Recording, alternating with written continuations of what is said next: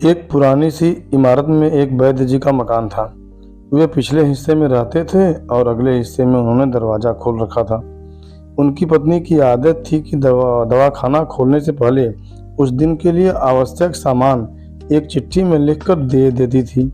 वैद्य जी गद्दी पर बैठकर पहले भगवान का नाम लेते, फिर वह चिट्ठी खोलते। पत्नी ने जो बातें लिखी होती उनके भाव देखते, फिर उनका हिसाब करते।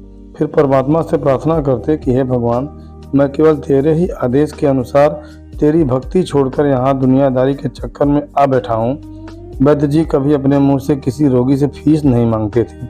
कोई देता था, कोई नहीं देता था, किंतु एक बात निश्चित थी कि ज्यों ही उस दिन के आवश्यक सामान खरीदने योग्य पैसे पूरे हो जाते थे, उसके बाद वह किसी से भी दवा के पैसे नहीं लेते थे, चाहे रोगी कितना ही धनवान क्यों न हो। एक दिन वैद्य जी ने दवाखाना खोला।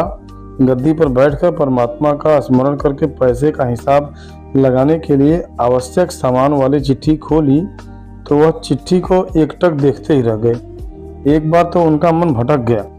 उन्हें अपनी आंखों के सामने तारे चमकते हुए नजर आए, किंतु शीघ्र ही उन्होंने अपनी तंत्रिकाओं पर नियंत्रण पा लिया। आटे, दाल, चावल आदि के बाद पत्नी ने लिखा था, बेटी का विवाह 20 तारीख को है, उसके दहेज का सामान। कुछ देर सोचते रहे, फिर बाकी चीज़ों की कीमत लिखने के बाद दहेज के सामने लिखा, यह काम परमात्मा का है, परमात्मा जाने। 1-2 रोगी आए थे, उन्हें वैद्य जी दवाई दे रहे थे। इसी दौरान एक बड़ी सी कार उनके दरवाजे के दवाखाने के सामने आकर रुकी। वैद्य जी ने कोई खास तवज्जो नहीं दी, क्योंकि कई कारों वाले उनके पास आते रहते थे। दोनों मरीज दवाई लेकर चले गए। वह सूटेड बूटेड साहब कार से बाहर निकले और नमस्ते करके बेंच पर बैठ गए। वैद्य जी ने कहा कि अगर आपको अपने लिए दवा लेनी है तो इधर स्टूल पर आएं ताकि आपकी नाड़ी देख लूं, और अगर किसी रोगी की दवाई लेकर जाना है तो बीमारी की स्थिति का वर्णन करें। वह साहब कहने लगे, वैद्य जी, आपने मुझे पहचाना नहीं। मेरा नाम कृष्णलाल है, लेकिन आप मुझे पहचानेंगे भी कैसे? क्योंकि मैं 15-16 साल बाद आपके दवाखाने पर आया हूँ। आपको पिछली मुलाकात का हाल सुनाता हूँ, फिर आपको सारी बात याद आ जाएगी। जब मैं पहली बार यहाँ आया था तो मैं खुद नहीं आया था, अपितु ईश्वर मुझे आपके पास ले आया था, क्योंकि ईश्वर ने मुझ पर कृपा की थी और वह मेरा घर आबाद करना चाहता था। हुआ इस तरह था कि मैं कार से अपने पैतृक घर जा रहा था। बिल्कुल आपके दवाखाने के सामने हमारी कार पंचर हो गई। ड्राइवर कार का पहिया उतारकर पंचर लगवाने चला गया। आपने देखा कि गर्मी में मैं कार के पास खड़ा था, तो आप मेरे पास आए और दवाखाने की ओर इशारा किया और कहा कि इधर आकर कुर्सी पर बैठ जाएं। मैं कुर्सी पर आकर बैठ गया। ड्राइवर ने कुछ ही ज़्यादा ही देर लगा दी थी। एक छोटी सी बच्ची भी यहाँ आपकी मेज के पास खड़ी थी और बार बार कह रही थी, चलो ना बाबा, मुझे भूख लगी है। आप उससे कह रहे थे कि बेटी थोड़ा धीरज धरो, चलते हैं। मैं यह सोचकर कि इतनी देर से आपके पास बैठा था और मेरे ही कारण आप खाना खाने भी नहीं जा रहे थे, मुझे कोई दवाई खरीद लेनी चाहिए ताकि आप मेरे बैठने का भार महसूस न करें। मैंने कहा, वैद्य जी, मैं पिछले 5-6 साल से इंग्लैंड में रहकर कारोबार कर रहा हूँ। इंग्लैंड जाने से पहले मेरी शादी हो गई थी, लेकिन अब तक बच्चे के सुख से वंचित हूँ। यहाँ भी इलाज कराया और वहाँ इंग्लैंड में भी, लेकिन किस्मत ने निराशा के सिवा और कुछ नहीं दिया। आपने कहा था, मेरे भाई, भगवान से निराश न हो। याद रखो कि उसके कोष में किसी चीज की कोई कमी नहीं है। आस, औलाद, धन, इज्जत, सुख, दुख, जीवन, मृत्यु सब उसी के हाथ में है। यह किसी वैद्य या डॉक्टर के हाथ में नहीं होता और न ही किसी दवा में होता है। जो कुछ होना होता है वह सब भगवान के आदेश से होता है। औलाद देनी है तो उसी ने देनी है। मुझे याद है आप बातें करते जा रहे थे और साथ साथ पुड़िया भी बनाते जा रहे थे।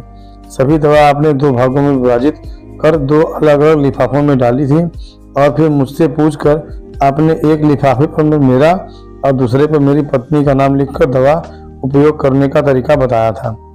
मैंने तब बेदिली से यह दवाई ले ली थी, क्योंकि मैं सिर्फ कुछ पैसे आपको देना चाहता था। लेकिन जब दवा लेने के बाद मैंने पैसे पूछे तो आपने कहा था, बस ठीक है। मैंने जोर डाला तो आपने कहा कि आज का खाता बंद हो गया है। मैंने कहा, मुझे आपकी बात समझ नहीं आई। इसी दौरान वहाँ एक और आदमी आया। उसने हमारी चर्चा सुनकर मुझे बताया कि खाता बंद होने का मतलब यह है कि आज के घरेलू खर्च के लिए जितनी राशि वैद्य जी ने भगवान से मांगी थी वह ईश्वर ने उन्हें दे दी है। अधिक पैसे वे नहीं ले सकते। मैं कुछ हैरान हुआ और कुछ दिल में लज्जित भी कि मेरे विचार कितने निम्न थे और यह सरल चित्त वैद्य कितना महान है। मैंने जब घर जाकर पत्नी को औषधि दिखाई और सारी बात बताई तो उसके मुंह से निकला, वह इंसान नहीं कोई देवता है और उसकी दी हुई दवा ही हमारे मन की मुराद पूरी करने का कारण बनेगी। आज मेरे घर में 2 फूल खिले हुए हैं। हम दोनों पति पत्नी हर समय आपके लिए प्रार्थना करते रहते हैं।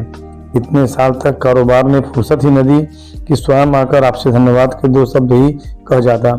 इतने वर्षों बाद आज भारत आया हूँ और कार केवल यहीं रोकी है। वैद्य जी, हमारा सारा परिवार इंग्लैंड में सेटल हो चुका है। केवल मेरी एक विधवा बहन अपनी बेटी के साथ भारत में रहती है। हमारी भांजी की शादी इस महीने की 21 तारीख को होनी है। न जाने क्यों जब मैं अपनी भांजी के भात के लिए कोई सामान खरीदता था तो मेरी आंखों के सामने आपकी वह छोटी सी बेटी भी आ जाती थी और हर सामान मैं दोहरा खरीद लेता था।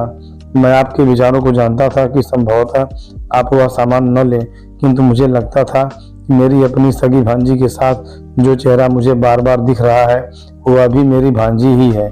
मुझे लगता था कि ईश्वर ने इस भांजी के विवाह में भी मुझे भात भरने की जिम्मेदारी दी है। वैद्य जी की आंखें आश्चर्य से खुली की खुली रह गई और बहुत धीमी आवाज में बोले, कृष्णलाल जी, आप जो कुछ भी कह रहे हैं मुझे समझ नहीं आ रहा कि ईश्वर की यह क्या माया है। आप मेरी श्रीमती के हाथ की लिखी हुई यह चिट्ठी देखिए। और वैद्य जी ने चिट्ठी खोलकर कृष्णलाल जी को पकड़ा दी।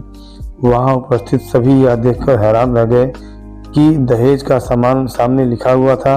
यह काम परमात्मा का है, परमात्मा जाने। कांपती सी आवाज में वैद्य जी बोले, कृष्णलाल जी, विश्वास कीजिए कि आज तक कभी ऐसा नहीं हुआ कि पत्नी ने चिट्ठी पर आवश्यकता लिखी हो और भगवान ने उसी दिन उसकी व्यवस्था न कर दी हो। आपकी बातें सुनकर तो लगता है कि भगवान को पता होता है कि किस दिन मेरी श्रीमती जी क्या लिखने वाली हैं, अन्यथा आपसे इतने दिन पहले ही सामान खरीदना आरंभ न करवा दिया होता परमात्मा ने। वाह भगवान वाह, तू महान है, तू दयावान है। मैं हैरान हूँ कि वह कैसे अपने रंग दिखाता है। वैद्य जी ने आगे कहा, आज दिन तक उसी ने मुझे संभाला है। मैंने एक ही पाठ पढ़ा है कि सुबह परमात्मा का आभार करो, शाम को अच्छा दिन गुजरने का आभार करो, खाते समय उसका आभार करो, सोते समय उसका आभार करो। प्रार्थना ईश्वर से संवाद करने, संपर्क करने या संबंध बनाने के प्रभावी तरीके के रूप में होती है। प्रार्थना के शब्द ऐसे होने चाहिए कि हम में एक भाव जागृत कर सके। भाव जागृत हो जाने के बाद शब्दों की जरूरत नहीं रह जाती। दोस्तों, धन्यवाद।